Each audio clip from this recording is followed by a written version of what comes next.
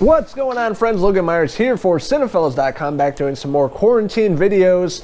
I've been laying low here the past few weeks, catching up with a lot of TV shows and movies, and just killing time with that and work and playing video games. So I've been staying busy at home, and I'm trying to keep my sanity and really having a great time watching a lot of content. I'm really excited to talk about the new season of Ozark. Season 3 just debuted on Netflix last week, and we ended up binge watching it because it's one of my favorite shows on Netflix for many reasons. If you guys have been following our YouTube channel, I had my review of the other seasons up here. I'll put a little link, but I really love this show. It's so dark and gritty, and it really surprised me how good it was. The first season taking place in Chicago, the Byrde family, Jason Bateman, Linney, take their family, move from Chicago to the Ozark. The Byrde family is basically cleaning dirty money for the cartel, the Mexican cartel, and laundering the money. That's why they end up in the Ozarks, and it sets up the rest of the seasons. With each season, the stakes are higher and higher, and they get in some really crazy predicaments that don't always end well, where they work with really bad people, being the Mexican cartel, the mob, politicians, just really bad, corrupt people. With season 3 just premiering on Netflix, the stakes are even higher, and it's even crazier this season. And season 3 really kicks it off with a bang. If you guys remember last season, the Byrdes purchased the casino, and they're still laundering money, and you didn't really know what's going to happen in the season 3. But right from the get-go, we're introduced to Ben, which is Wendy's brother, and he kind of flips out, and we're not really sure what that is all about, but you can pretty much predict that he would end up in the Ozarks with the Byrde family and, try to stay with them for a while. But with that being said, we get to see Jason Bateman playing Marty Byrde, the brains of the operation, the numbers guy. The guy's really great with accounting, and cleaning dirty money. His wife, Wendy, is really involved in politics and now involved in the casino and then purchasing another one, and her working really side by side with the head of the cartel, the head of the Mexican cartel. They're always like talking on the phone, which is really creepy. Early on, the first half of the season, I didn't really care for Wendy, Linney's character. I thought she was really bonkers and apeshit crazy and really making some bad decisions. And as the parents say, as Wendy and Marty say, it's about protecting the family and doing what's best for them. But it's really not, because they really do some shady shit and get involved with a lot of bad people. But they're trying to protect their kids again. And this season, we see Linney really taking more of the spotlight in the first half, and really throughout the season. She's more the focal point. She's the heart of the family, and she wants more power, and she wants to expand on casinos and just keep going and going. Marty's like trying to calm her down, and it really creates a lot of conflict in their marriage. And you see in this season they like go to therapy, trying to work things out, but they're two different people, and it just never seems like they're ever going to work out. So them going to therapy doesn't really do anything for their marriage at all. But you see Marty trying to keep the family together and play it smart, just keep cleaning money. But Helen, played by Janet McTeer, she moves down to the Ozarks. Her client, she always says in the TV show, my client says, which she's talking about the Mexican cartel. She's like a lawyer, but she works with them directly and works with Marty and Wendy.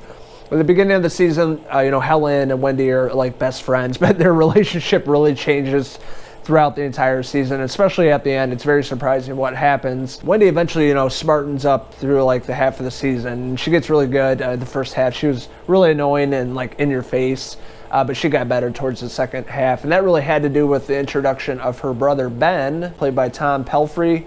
Like I was saying, he was in the first episode, and we finally figure out who that is.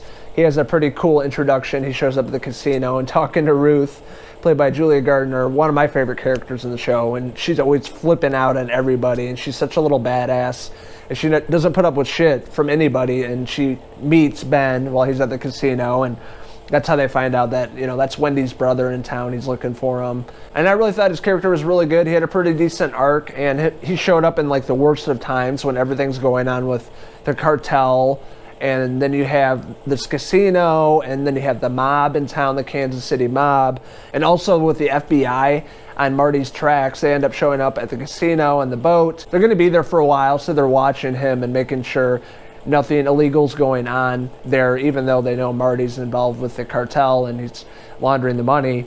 And that just sets up a lot of conflict, a lot of issues that all these groups of people are having. Like the other seasons, they really get in these bad situations, and it gets worse and worse, and you think, is Marty and his family going to get caught? Are they going to get killed off by, the mob or the cartel, or, the FBI is going to, finally pinch Marty? So there's a lot on the line. And like I said, the stakes are higher each season. They get in these predicaments and you don't know how they're going to get out of it. So with the FBI being on Marty's tracks and watching him every step of the way, and Ruth kind of being Marty's sidekick, she's running the show, the casino, making sure no shady shit is going on with the FBI being there. And Ruth goes out on these jobs to help Marty out because they can't do it at, the casino. So she has to meet up these people in the middle of nowhere.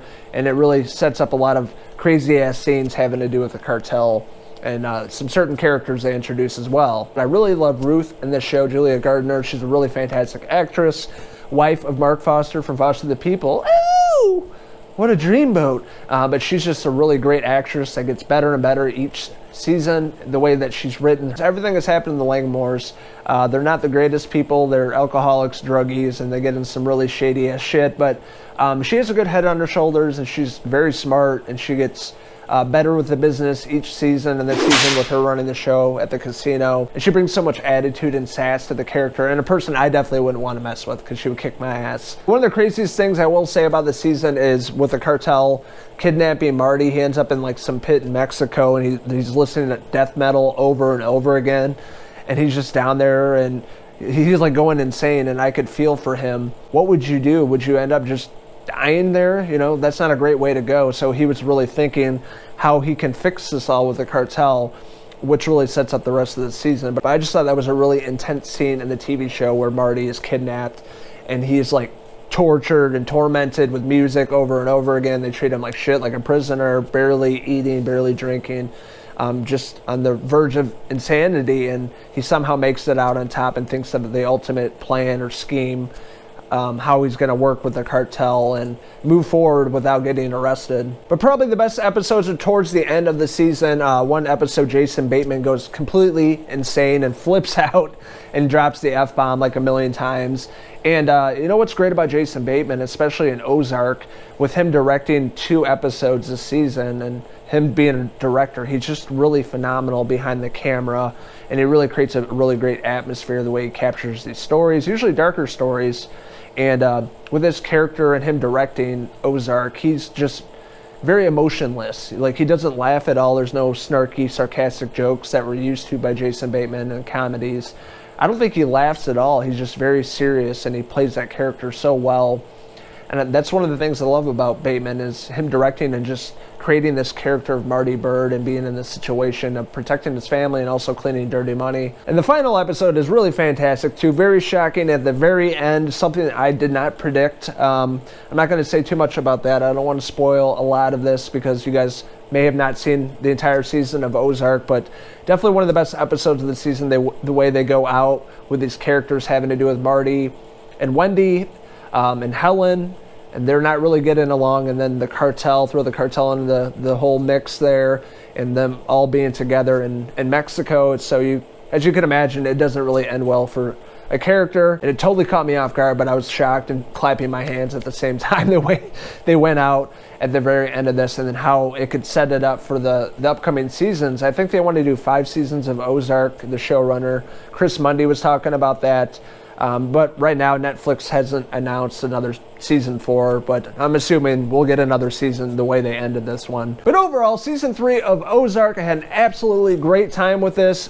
Beautiful storytelling, great directing, character development, the whole set design, the music, all the characters in the show, introduction of a lot of new characters this season. I love seeing Laura Linney, Jason Bateman, the kids, Jonah, Charlotte, returning. Helen was really great this season, and also the drug cartel. Definitely a binge-worthy show. You watch one episode, you got to watch the next because it leaves you on a cliffhanger, and you want to see what happens to these characters and who will survive. But Ozark is definitely a show I highly recommend. It's one of the better original Netflix series, especially for Jason Bateman directing and acting in this series along with the cast. It's a really well done show, and a show you definitely don't want to miss, especially during the lockdown. It's binge worthy. I think you guys will have absolute blast with it. So overall, I'm going to give season 3 of Ozark a 4.5 out of 5 Jason Bateman hair pieces. So if you guys did check out the brand new season of Ozark on Netflix, what did you like about it? What didn't you like about it? What did you guys think of that ending?